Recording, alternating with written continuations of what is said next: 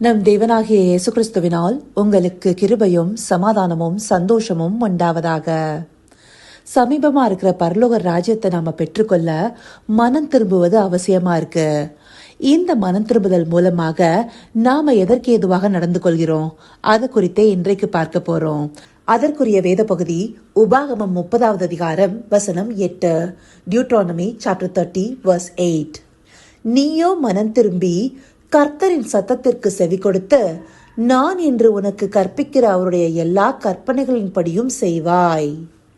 வேதாகம தமிழ் மொழிபெயர்ப்புல மனம் திரும்பிங்கிற வார்த்தை முதன்முறையாக இந்த வசனத்துல தான் இடம்பெற்றிருக்கு. அப்படி இந்த வசனத்துல மனம் திரும்பும் போது என்ன செய்வதாக குறிப்பிடப்பட்டிருக்கு? கர்த்தருடைய சத்தத்திற்கு செவி கொடுத்து அவர் நமக்கு கற்பிக்கிற எல்லா கற்பனைகளின் படியும் செய்கிறதாகவே இருக்கு. பொதுவா மனம் திரும்புதல்னா பாவத்தை அறிக்கை செய்து அதை விட்டு தேவனிடத்துல சேருவதையே குறிக்கிறதாக நாம பார்க்கிறோம். அந்தபடியாக பாவத்தை அறிக்கை செய்து விட்டது பிற்பாடு நாம என்ன செய்யணும்?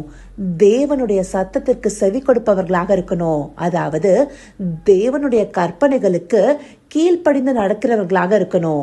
அந்தபடியாக நடக்கும் போதே மனம் திரும்புதல் பூர்ணமாகிறதாக இருக்கு. அப்போஸ்தலர் 3வது அதிகாரம் 20வது வசனத்துல உங்கள் பாவங்கள் நிவர்த்தி செய்யப்படும் பொருட்டு நீங்கள் மனம் திரும்பி குணப்படுங்கள்னு சொல்லப்பட்டிருக்கு. அந்தபடியாக பாவம் நிவர்த்தி செய்யும் பொருட்டாகவே மனம் திரும்புதலானது காணப்படுது. அப்படி மனம் திரும்பி குணப்படும் போது நாம தேவனுடைய சத்தத்திற்கு செவி கொடுப்பவர்களாக அவருடைய கற்பனைகளின்படி செய்பவர்களாக மாறணும். அந்தபடியாக மாறும்போதுதான் நாம முழுவதுமாக பாவத்திலிருந்து விலகி வர முடியும். அப்படியாக மறுபடியும் பாவத்திற்கு திரும்பாத வண்ணம் வாழ்கிற வாழ்க்கையே மனம் திரும்புதலுக்கு எதுவா இருக்கு இல்லையா? அதற்கு தேவனுடைய கற்பனைகளை கைக்கொள்வது மிகவும் அவசியமா இருக்கு.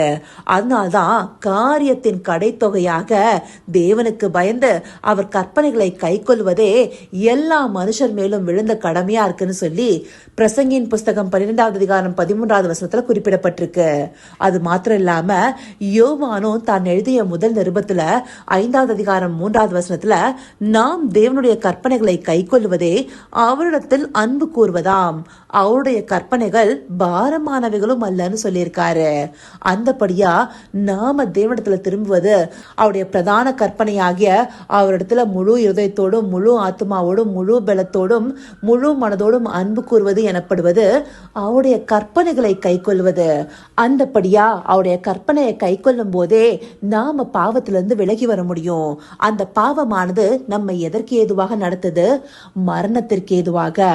அந்த மரணத்திலிருந்து நித்திய ஜீவனை பெற்றுக்கொள்ள தேவனுடைய கற்பனைகளை கைக்கொள்வது அவசியமா இருக்கு. எசேக்கியேல் 18வது அதிகாரம் 32வது வசனம் சொல்லுது, மனம் திரும்புங்கள் அப்பொழுது பிழைப்பீர்கள், சாகிறவனுடைய சாவை நான் விரும்புகிறதில்லை என்று கர்த்தராகிய ஆண்டவர் சொல்லுகிறார். இங்க சொல்லப்பட்டபடி நம்முடைய ஆண்டவர் நம்முடைய மரணத்தை விரும்பல. நாம பாவத்திற்கு ஏதுவா நடந்து கொண்டு மரணிக்கிறதை காட்டிலும் மனம் திரும்பி நம்மை அவரிடத்துல ஒப்பு கொடுப்பதையே அவர் விரும்புகிறாரு. அந்தபடியாக அவருக்கு நம்மை ஒப்பு கொடுத்து அவருடைய வார்த்தைக்கு கீழ்ப்படிந்தோமே ஆனால் அதுவே ஜீவனுக்கு ஏதுவான பாதையாக இருக்கும். அது மாத்திரம் இல்லாம மனம் திரும்பும் போது நம்முடைய வாழ்க்கை எப்படியா இருக்கும்? ஏசாயா 30வது அதிகாரம் 15வது வசனம் சொல்லுது, நீங்கள் மனம் திரும்பி அமர்ந்திருந்தால் ரட்சிக்கப்படுவீர்கள், அமெரிக்கையும் நம்பிக்கையுமே உங்கள் பலனாயிருக்கும் என்று இஸ்ரவேலின் பரிசுத்தராயிருக்கிற கர்த்தராகிய தேவன் சொல்லுகிறார். நீங்களோ அப்படி செய்ய மனதாய் ஈராமல். இந்த வசனம் எவ்வளவு தெளிவா சொல்லுது. நாம மனம் திரும்பினா ரட்சிக்கப்பட்டு அமெரிக்கையும் நம்பிக்கையுமே பலனாக கொண்டிருப்பவர்களாக இருப்போம்.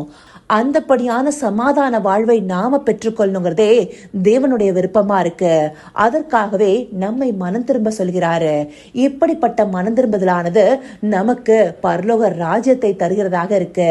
அப்படி அவருடைய ராஜ்யத்துல அமெரிக்கையும் சமாதானத்தையும் பரிசுத்த ஆவினால உண்டாயிருக்கிற சந்தோஷத்தையும் பார்க்க முடியும். இதையெல்லாம் நாம சுதந்திரத்துக் கொள்ளணும்னு தேவன் விரும்புறாரு. அதற்காகவே மனம் திரும்புதலை நமக்கு அழைப்பாக கொடுத்து கொண்டே இருக்கிறாரு. அந்த மனம் திரும்புதலுக்குள்ளார வர நாம மனவாஞ்சியா இருக்கிறோமா? அப்படி இருந்தோமே ஆனால் பாவத்தை விட்டு விலகி அவருக்கு நம்மை ஒப்பு கொடுத்து அவருடைய வார்த்தைக்கு கீழ்ப்படிந்து அவருடைய கற்பனைகளின்படி நடக்கிறவர்களாக இருக்கணும். அதுவே மனம் திரும்புதலுக்கு ஏதுவாக நடந்து கொள்கிறதாக இருக்கும். இதை நாம் அறிந்து கொள்வதற்காகவே இந்த பகுதிகள் நமக்கு காண்பிக்கப்பட்டிருக்கு.